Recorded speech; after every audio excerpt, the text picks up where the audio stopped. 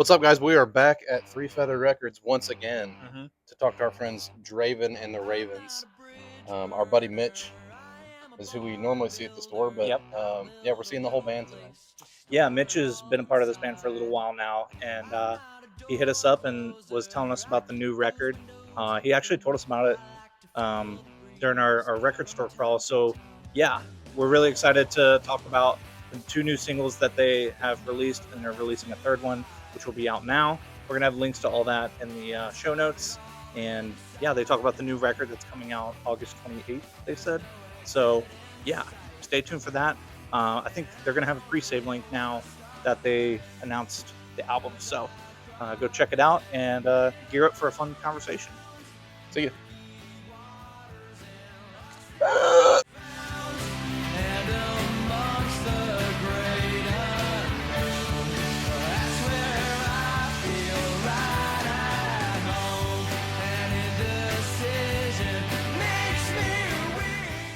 All right, we are here with Dravin and the Ravens here at Three Feathers Records. Thanks for coming on today, guys. Hey, thanks for having us. All right, everybody introduce themselves. We know Mitch. Howdy, I'm Mitch. That's me. What do you do in the band, Mitch? I play drums. Hell yeah. I'm Dravin Downey. I am the one that writes the stuff and sings the stuff and plays a little guitar on the stuff. A little. Most of the guitar on the stuff. And mixes the stuff and all that stuff too. You wear a lot of hats. I wear a lot of hats, but I actually don't wear any hats. You're not a hat guy? I'm not a hat guy. I've tried it, and he told me I can't wear them, actually. You were wearing red on red. You can't do that. Yeah, I wouldn't wear that shirt. Yeah, that's like a ketchup bottle kind of look. Yeah, really. You can't do that. Okay. Who are you? My name's Jackson, and I play bass. Nice. The unsung hero. There are tens of people who agree with you. It's like Arrested Development where they're talking about the Dozens. never nudes. There are dozens of us. Dozens. So yeah, we're here to talk about the new record. You all have the newest single from April or so, Yeah. Hourglass. Mm-hmm. Killer song. I'm assuming that's going to be on the record. Yes. Yeah. As well as a new single dropping. Well, it's at the point of this video coming out, it will have already dropped. Yeah. Tell us a little bit about that. Yeah. So I mean, the whole recording process happened actually in Nashville, but these songs, specifically the last couple singles, date back to a little further than that. Hourglass was actually pretty last minute as far as like the actual structure of the song is concerned. We were doing practices with it with our friend Xander Wells, who also is playing on the entire record. But he helped us kind of finalize and tighten up the structure on Hourglass. And so it became one of the more collaborative writing processes that the band has gone through, which was really fun, really cool. The original demo was much slower and, kind of a storytelling song. And we kind of popped it up a little bit, and it ended up being something very, very special, very cool to all of us. Do either of you have anything to add about Hourglass? Yeah, I love the story with Hourglass because the first time we played it, I just remember all of us left that rehearsal and we're like, I really don't know. Yeah. And like it took. That's probably the Mitch single. hated it. Mitch I didn't hated want Mitch to really- say Mitch anything really at the hated it. time. I was like, I know they're into it, but I'm just like, I don't want to be mean. I was like, it's all right. But now it's like one of my favorites. And Yeah, I think it's my Yeah. personal favorite one on the record, and it went through such a transformation over the course of us working on it, and I just love where it ended up. Yeah, it was a lot of fun. I forgot that Mitch hated it, actually. Yeah. Man, now that I remember, you're actually out of the band. Okay. Good. Okay. Drummer wanted. Yeah. So if you know There's a anybody. pinboard right over there. You can go take a look. It's like that thing you do. Have you guys ever seen that movie? Oh, yeah, I love that yeah, movie. yeah. Yeah. It's where the drummer just kicks up the momentum. Yeah. He's like, I want to play faster. That's pretty much what happened, but it worked out really well. You know, Yeah. it's great. Yeah, the structure was like so different compared to what it is now. So it was more confusing because I was like, I don't know what this Yeah. is. I don't know what's going on. But we got there eventually. Yeah. And I think it's all right. Yeah. I like it too. One thing that stood out to me was the lyrics of it and Yeah. the structure of like the verses. Yeah. Like it's very chorus driven, I think, but also looking at like the first verse, it's not like a traditional A B rhyme or AAB AAC. It's kind of like, the the first line doesn't rhyme with Yeah. rotten or gotten. It's like the rest of the lines do, and it's kind of telling its own story. One of my favorite writers is Jeffrey Steele out of Nashville, and I just watched a reel of him the other day saying that if you think about rhyming, the most your songs are going to suck. Yes. Whether you're looking at rhymezone.com or hitting to try to find what words rhyme with what. It just seems like the words kind of fell out in that song, so I thought that was really cool. Yeah, no, thank you. Yeah, I know, like, especially with the writing on that song, it was more of a storytelling angle, which I did a lot more of, like, in my previous solo work, and now it's kind of bleeding into the Ravens and becoming its own thing, which has been really cool. But that one comes from a very personal place. Most of it is about my real life experiences, and so it was an interesting one to kind of dig into, and it kind of takes on new meanings as we play it. But yeah, it's very rooted in reality, and so the writing of it was very easy. It just kind of flowed out, and I wasn't trying to worry about a rhyme pattern or anything with it. And sometimes I do, but yeah, like you said, if you're rhyming too much, it starts to get a little cheesy, and Right. you catch on to that, and you're just like, I don't know about this, but no, thank you. Yeah. Something that really like blows my mind about the song that I didn't even like notice at first, and then you explained it to me. I was like, oh my god, Draven's a genius. There's the first pre-chorus. There's a lyric where you mentioned something about like time in reverse. I'm notoriously horrible at remembering lyrics, so don't ask me about that. But it's something about kind of being in reverse or something, and the order of the notes is reversed from the other pre-choruses. And he explained that to me, and I was just like, dude, like what? That's awesome. I didn't even know that. I didn't know that. No, it's sweet. Yeah, the first pre-chorus is much darker in kind of tone, and it's a lot punchier. And then in the second pre-chorus, it kind of opens up. We've got these like backwards guitars going, very kind of spacey. And I say it changed on a dime. And yeah, the chord structure also slightly flips, and it starts to sound a little more positive. Which I always like that. I don't like ending songs on a bad note. I like to have some sort of happy ending. You went full Christopher Nolan. Yeah, on the chord structure. Yeah. It's like Tenet. This song really is our Tenet. Yeah. Wes Anderson. Wes Anderson. You just name a director. Yeah, I know this one. Quentin Tarantino. Yeah. Just like it. Just like just like that. So, the aesthetic is more Wes Anderson. Mulder and Scully. Yeah. Is that going to be on the record as well? That also will be, yeah. I love that song because it feels like a Beach Boys harmony going into the chorus. Yeah.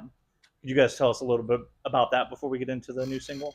Yeah. No, that one's probably on this album the one that's been around the longest. And we've just continuously kept working on it. It's become a staple of the sets for a long time now.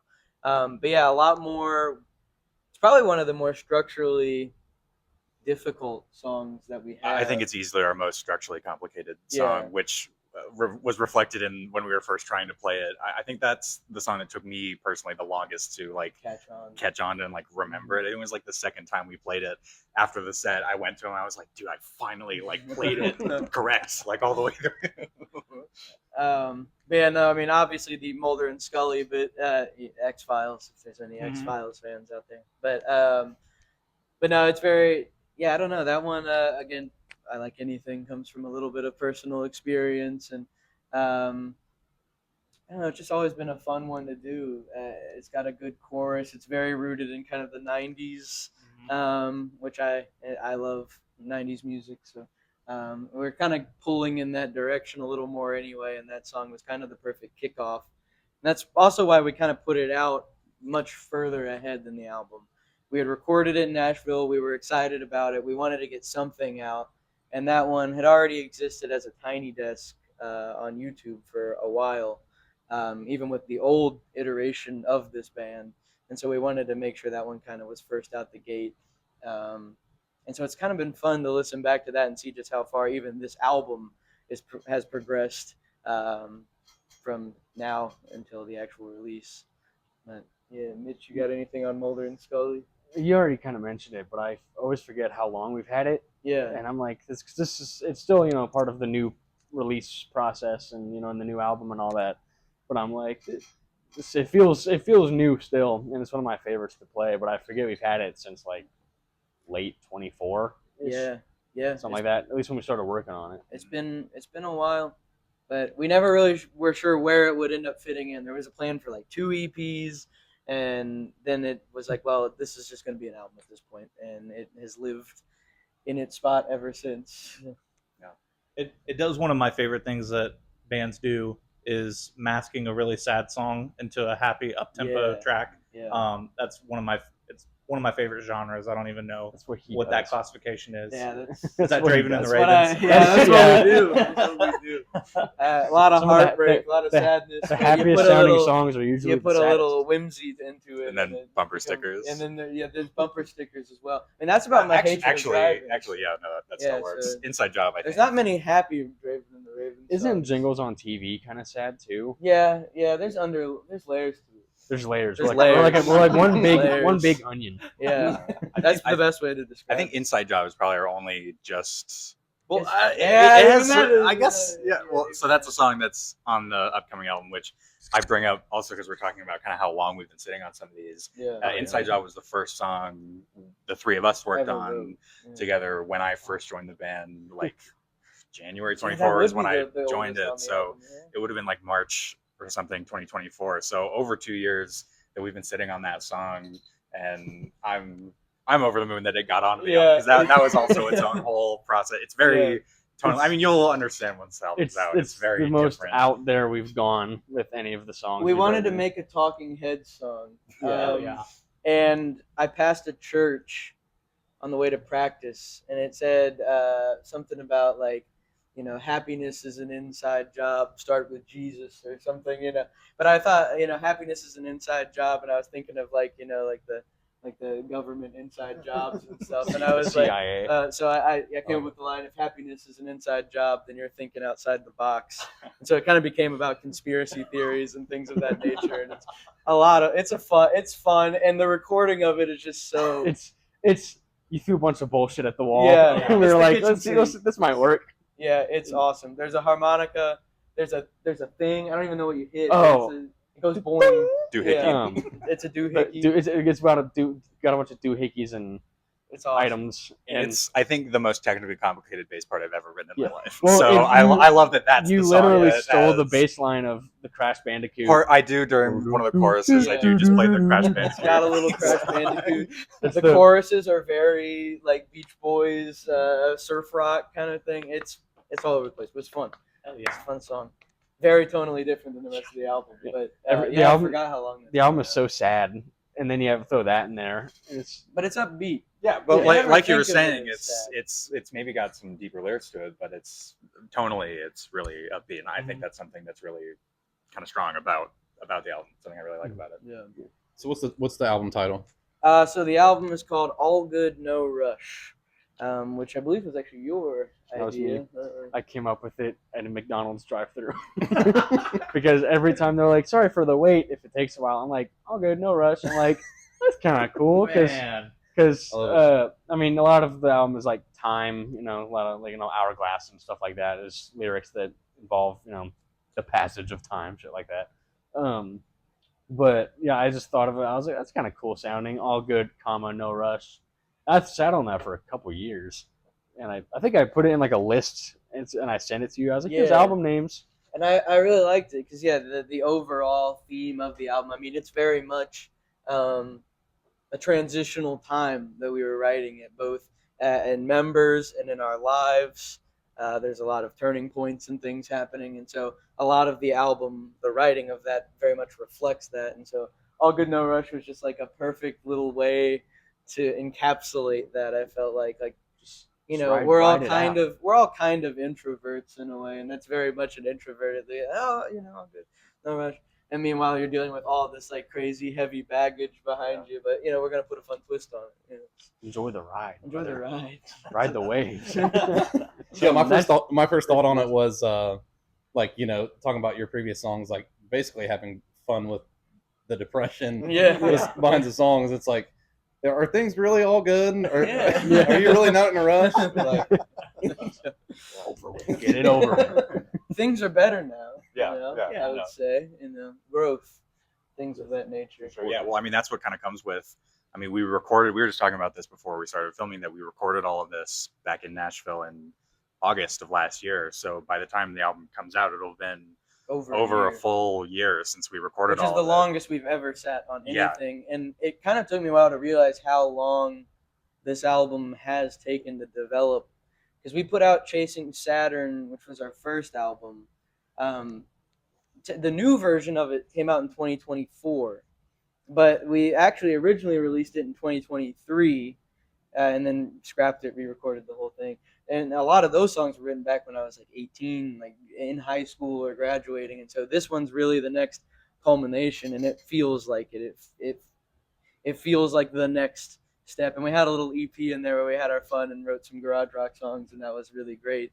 But yeah, no, it's been kind of fun just to see this develop, and I wanted to make sure we gave it its time because we went down, we recorded in Nashville, we worked on structure, and we really wanted to get this one right. Yeah. One thing I wanted to bring up is like, ever since since a year ago, since we wrote and recorded it, whatever, I feel like the past things that have just been going on through the year have also been like giving it the whole album new meanings, and just like obviously a lot of time passing and stuff like that, and growth, and learning to live a new lifestyle with big life changes. So some of us have had big changes over the last year and like some past few months. I won't get into it, but it's, I think for us personally, this is the most important thing we've done, and it's like there's a lot of new meanings to it coming almost every few weeks to me and to us. So it's pretty weirdly deeper than I thought it would be, which I'm excited for. It's been a journey. There it is. But the album, like the art that we've been doing for the singles and the album cover and stuff, all kind of reflect that too. I've been putting in like these little plastic vines and everything to, it's growth. It's growing, but also there is like this tinge of almost, I don't know, irony to it all. I don't know, but I've tried to reflect that in the art too, because we've been doing everything for the most part. I don't remember exactly where it was, but I think I remember someone describing us as irony rock, and I think that just fits perfectly with what you guys were talking about before, of like kind of sad songs that sound happy. There's irony in that. So maybe that's we always play around with like our Instagram bio with what our genre is. Right now, it's like end credits music. End credits music, is it right? Maybe what it needs to be. Irony rock is next. But I've always been saying we need to put it as the Bare Naked Ladies of Cincinnati. There it is. Because we are.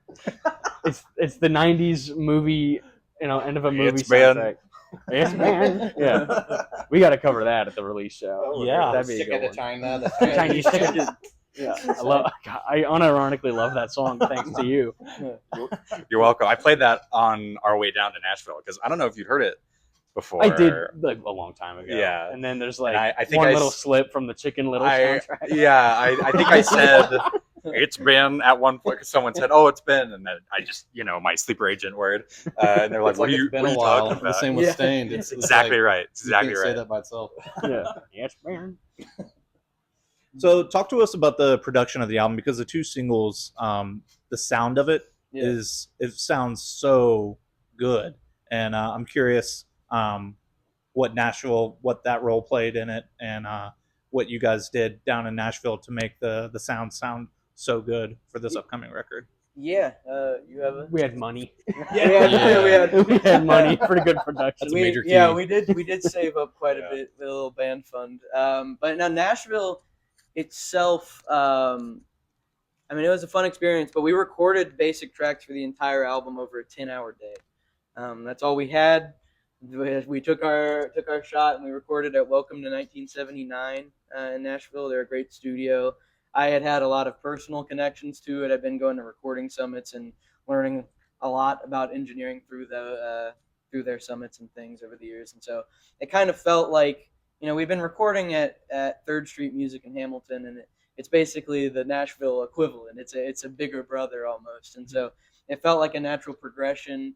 They've got an incredibly talented and very nice staff there. They've got great gear. It's a very just welcoming environment in general.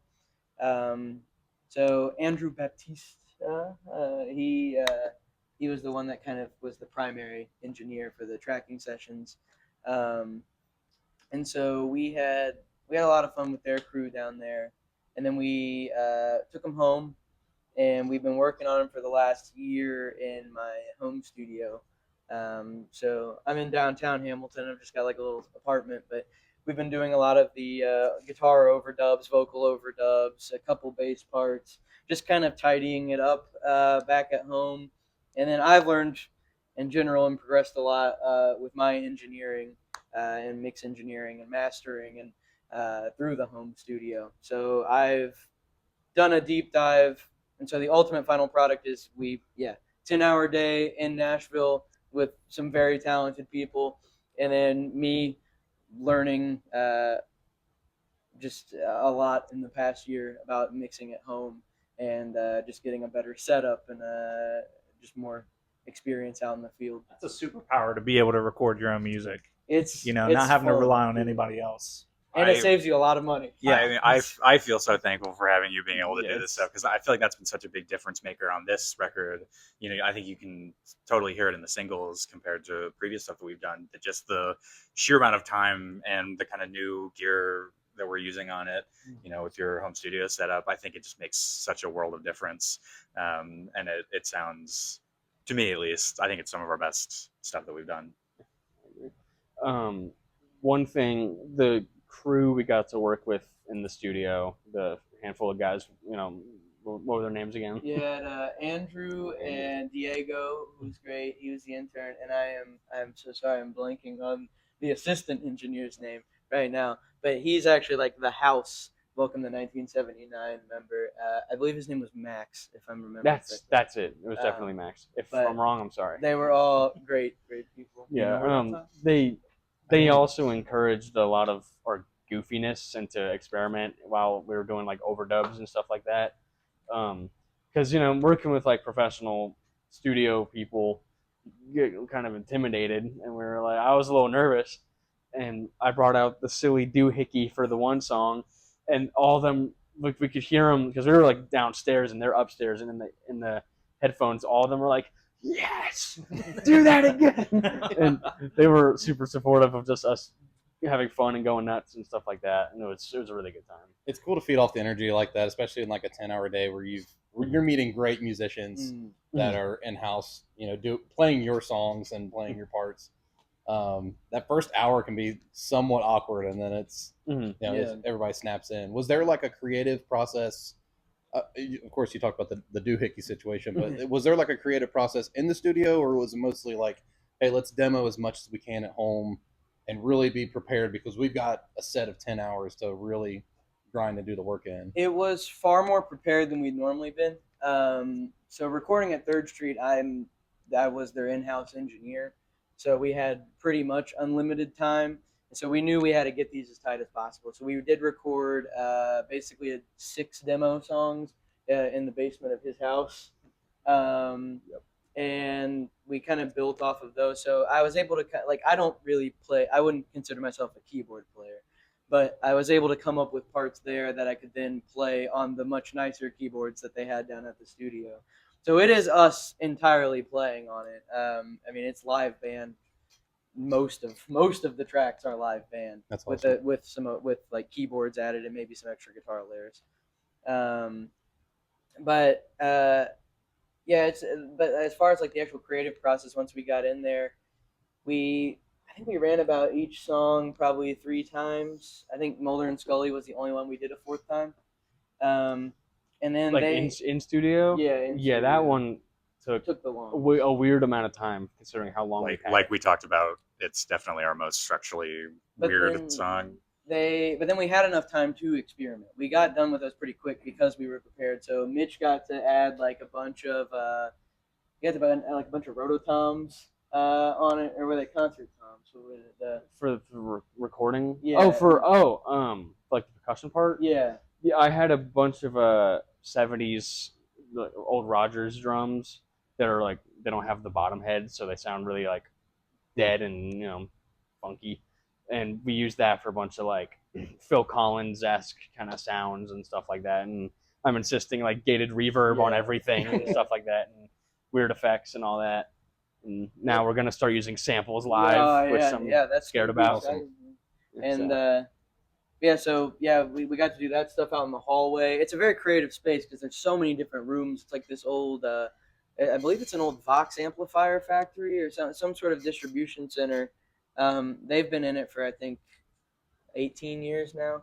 But it's just a unique space. You've got a live tracking room where everybody else was. I was in this almost like a receptionist desk area on the other side of the hallway, and I've got a glass window in front of me, and I can see the band. So that way, my vocals were isolated. Our amps were in these like little office rooms, and then there's a giant hallway with like a was it shuffleboard? They had a giant shuffleboard. Yeah, and that's where he recorded like all the rototoms and or the reverb, all the big reverby drums that we wanted.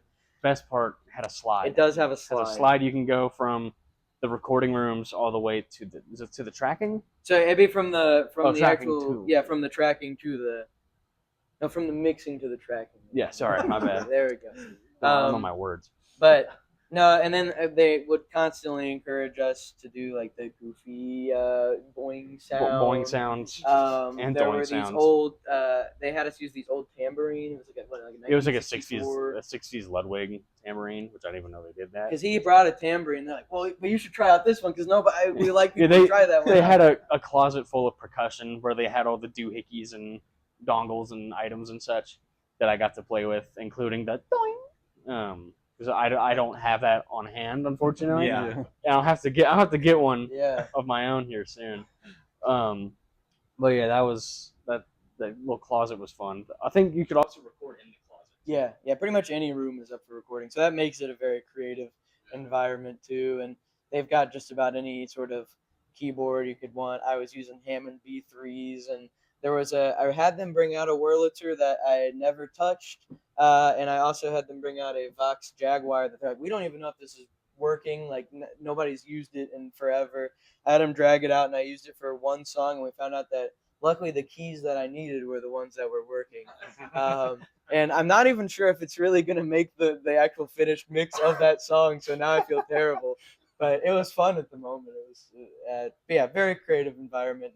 Overall, structures were set. And then we just kind of added a bunch of fun, goofy stuff over top. Yeah, I always thought just older guitar sounded, but I didn't know older tambourines. Oh yeah, I wouldn't have thought it either, but it made an instant difference. Yeah, it was pretty crazy. One of my favorite small shops to go to is a drum store in Nashville called Nelson's Drum Shop.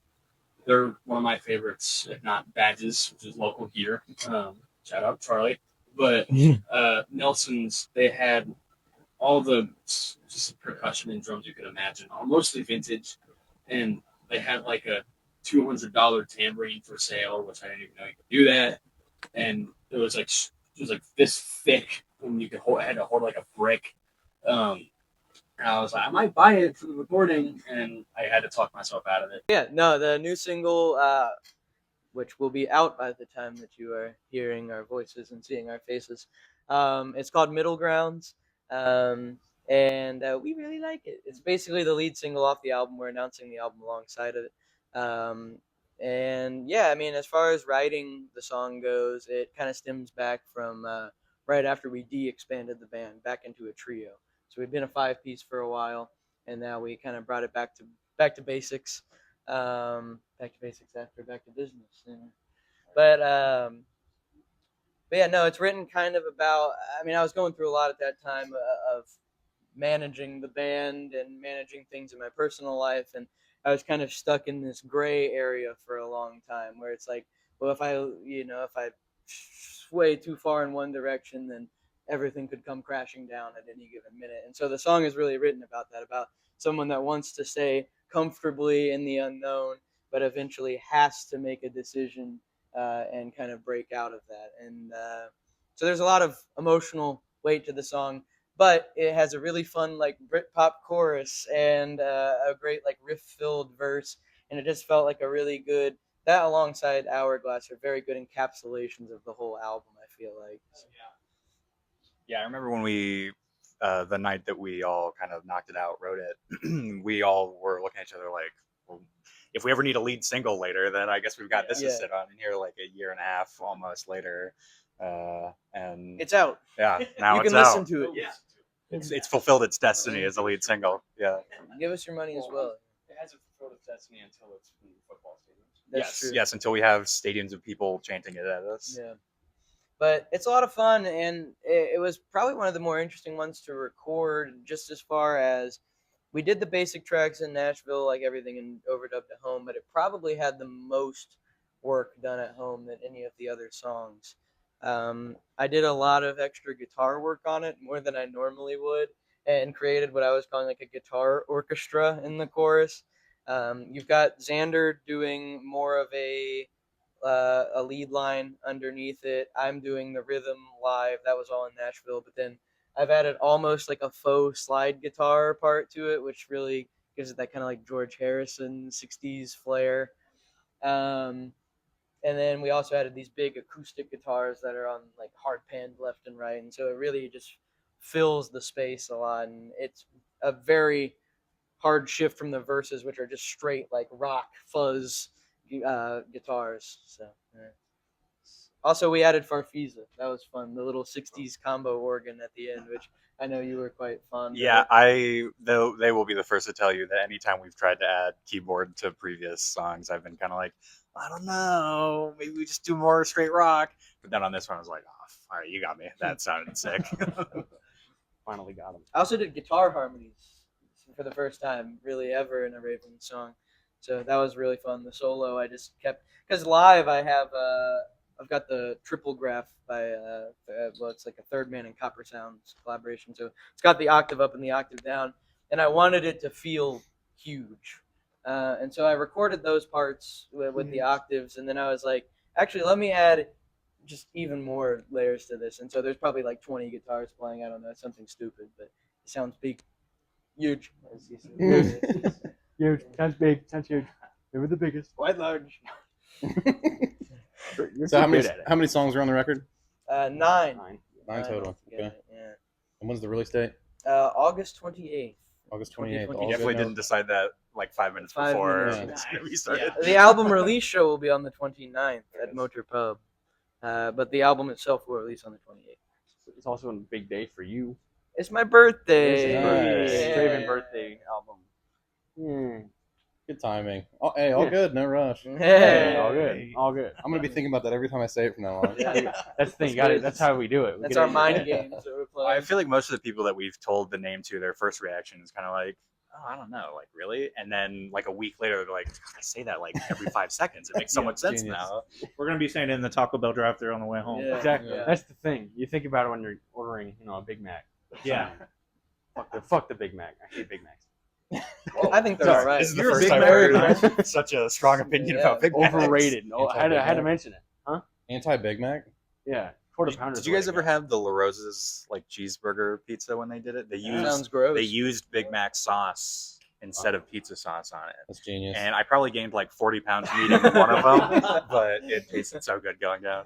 I think my personal opinion is that La Rosa's should take pizzeria off of their name because I hate their pizza. I'm Thank not you. a fan. I'm Thank not you. a fan of La Yeah. Rosa's. I was gonna say something, Which but I'm so I know glad it's you like did. kind of a local staple. Like Yeah. it's a, but I So don't I'll come really to the care defense for of La Rosa's here. I do like La Rosa's I'm pizza, with you. but They're they're only there it fine. is. I Yeah. believe. They're only okay at Kings Island because they do the Yeah. regular slice, not the freaking squares or I agree. whatever. Yeah.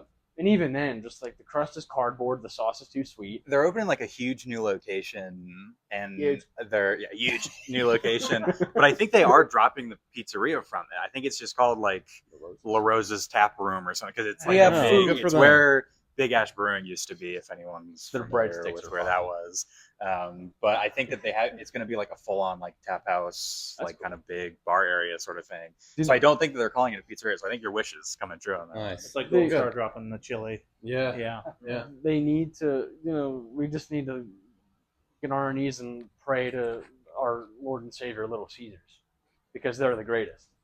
Price wise, quality, everything. Pizza. They're We're talking pretty about good. Pizza now. I could support Pretty that. Yeah. Salt Yeah. pizza. We need to stop talking about this before we get Yeah, 'cause sponsored by. We're gonna go There's eat too at much free Chili's after advertising. this. We're very Yeah. hungry, boys. Yeah. Very We're hungry. very Sorry. hungry, Yeah, I and, haven't eaten all day. We've been thinking about Chili's. We were gonna do the interview at Chili's at one point. Well, I We brought go up the every idea and you after. said no. I said no because I don't want to put the servers through that. I feel like stretching the cheese right now. Actually, Yeah. That's what I'm about to do. That's what we're doing. When in Rome. All right, so before we go, we got to ask each of you your favorite local band that is not a band you're currently in. Okay. So we'll start with Mitch. You can't say eat now. I can't. Oh, I wasn't going to because I hate that shit. No, I'm joking. Well, It goes back to Dave Matthews, right? Ever since Dave Matthews. it goes all the way back. We said favorite local band though, right? Yeah. Here's the thing: my favorite local band I've played with before, but they started when I'm not technically a member, but they're called the Metric Ton. They're the greatest band of all time, if not Touchdown Jesus, but that's my brother, and I legally have to say that in every video I'm in. But yeah, the Metric Ton is my favorite. They burgers and friendship conglomerate of sound. That's what they call themselves. Yeah, they're just like Melvin's on crack. That's it for me. Love that. Yeah. I'm gonna have to go with Lost Henry. Very incredibly nice people and incredible music. I know many people do not peg me as an emo enjoyer, You but surprise everyone with it. I was raised on My Chemical Romance, and they fulfill that need in my heart and are just so damn good, so incredibly talented. Yeah, they're amazing. I think for me, it's going to be Fanta. We've played with them a whole bunch of times, so they're really good friends of ours. They've got this. I have such a bias towards anything even vaguely indie rock. So anytime we play with them, I feel like it's such a good time. And they're nicest incredible. people in the world. Yeah, absolutely. You got a favorite local band right now? And why is it Dravin and the Ravens? It's not us. You want to say it at the same time? It's going to be the same one. it'll be the same one. Yeah. Moneyball. Yeah. Oh, I know the singer. I've Yeah. known him since I was like 3. That's crazy. Like They're like crazy local. Like yeah, they're I think Middletown, Hamilton, kind of Yeah, Fairfield. their singer. I feel bad. I forget his name. Real good Well, friend of I- mine. real What's his good- name? great friend of mine. Since you were great. Best We're not- friends. we're not friends. Great friends. More of an acquaintance, really. He was in a band with my cousin when they were teenagers. They were called what were they called? Whatever. But they were just pure 2009 emo stuff like that. Do you remember the Underground? Yeah. They played there a bunch. Oh, yeah. I saw them there.